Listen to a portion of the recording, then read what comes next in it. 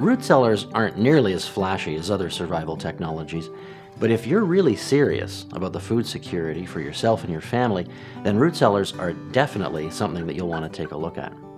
Traditional root cellars are cool, moist spaces where you can preserve fruits and vegetables for months on end without electricity. And despite all the odds and some modern ideas, root cellars are somehow still with us and in fact growing in popularity. If relying on just-in-time food supplies from grocery stores and restaurants strikes you as risky, given the collapse-prone world that we live in right now, then you and I have something big in common. I'm Steve Maxwell, and my wife and I and our 5 children live in a stone and timber home we built ourselves on a remote rural island. We practice the root cellar lifestyle, along with a lot of other self-reliant skills, and for the last 25 years, I've published information that helps people to become more self-reliant in all things practical. I'm especially convinced that right now there are unprecedented reasons to take precautions and to secure the food supply that you and your family and friends are going to need.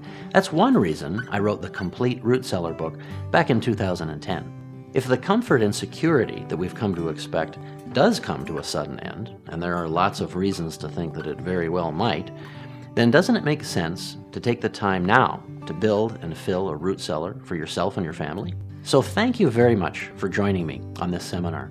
It's really my privilege to share everything I can about root cellars with you over the next hour or so. And more than anything, I want to see lots of people become resilient and resourceful and be able to provide for their own food needs without the help of outside organizations and governments.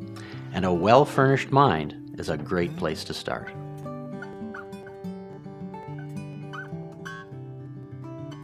In this seminar, I'm going to give you information on the 5 key areas for making a root cellar a part of your life. 1. How to store vegetables over winter simply, without building anything. 2. How to modify an existing basement cold room so it actually works as a basic root cellar. 3. How to manage any kind of root cellar for the best food storage life. 4. How to build a walk-in basement root cellar from scratch. And 5. How to build a top-of-the-line, self-contained backyard root cellar. In this seminar, I'll be giving you plans, photos, and illustrations to equip you to succeed. But before I do that, I want to answer the 6 most common root cellar questions that I hear from people all the time.